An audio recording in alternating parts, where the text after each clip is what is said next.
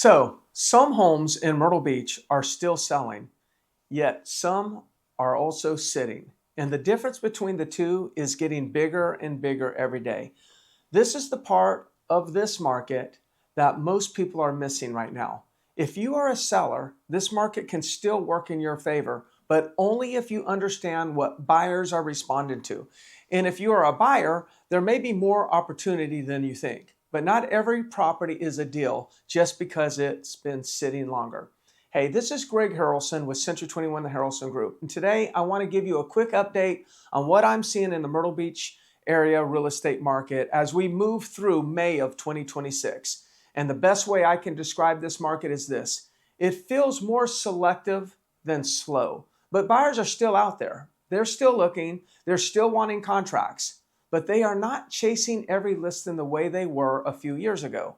If a home is priced correctly and it shows well and it's marketed properly, it can still get attention, and it can get attention fast. But if a seller's testing the market or pricing based on what they wish the home was worth instead of what the market is actually saying, buyers are usually passing it by. So let's talk about what the latest numbers are showing. According to the latest Coastal Carolina Association of Realtors market report, single family closed sales were down 4.3% year over year.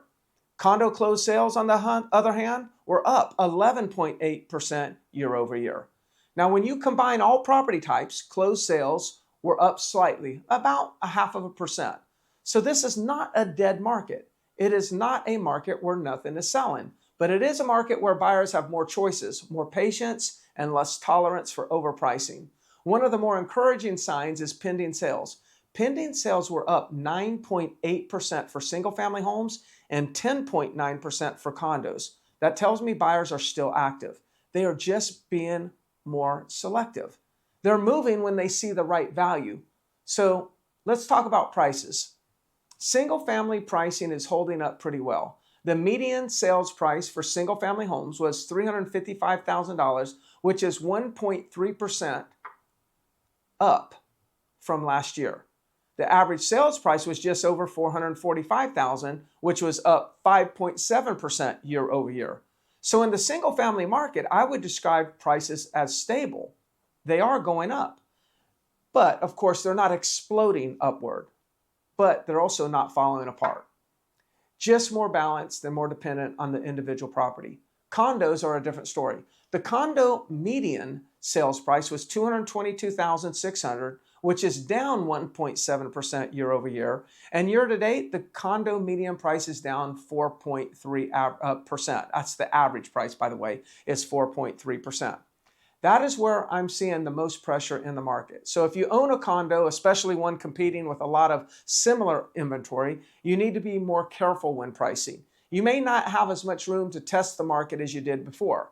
Now, looking at inventory, single-family inventory is almost flat. There were 3,876 single-family homes for sale, which is only up 0.4% from last year. That gives us about 4.2 months of supply. And months of supply is just a simple way of asking, how long would it take to sell everything currently on the market if no new listings came on? So 4.2 months of supply tells me the single-family market is closer to balance. It is not extremely tight, but it is also not flooded. Condos are different. There were 3,388 condos for sale, up 9.6% year over year, and condo months of supply is now 8.2 months.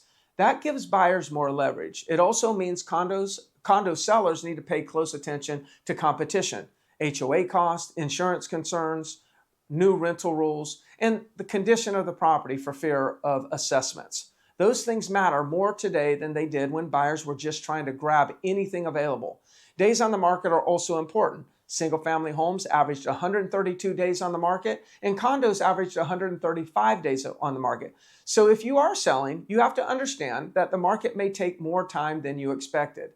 That does not mean your property will not sell. It means the strategy matters. The pricing matters, the marketing matters, the way that we present the property onto the market matters, and the first couple of weeks on the market also matter significantly.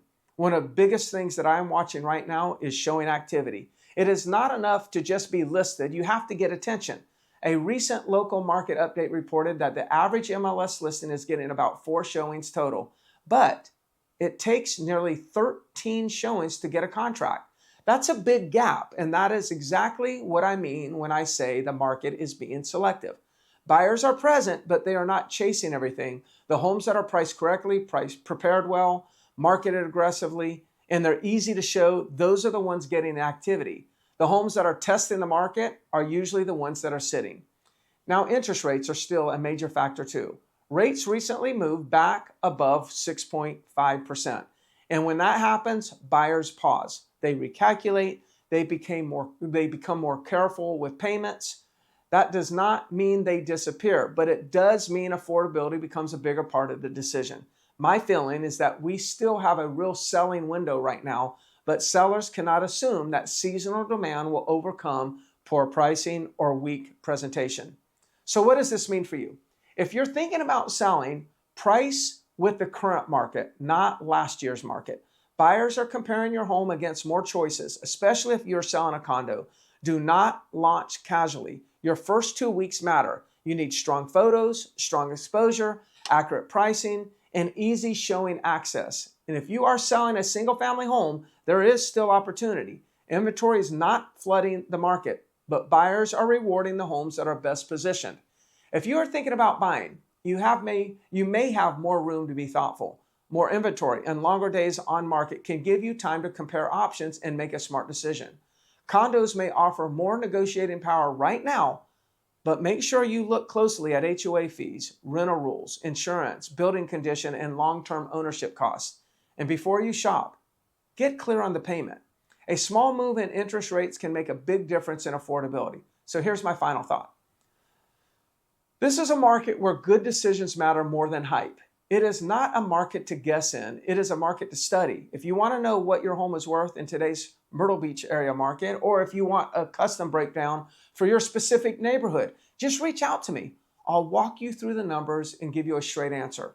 Again, this is Greg Harrelson with Century 21, the Harrelson Group. Thanks for watching, and I'll see you on the next market update. Talk to you soon.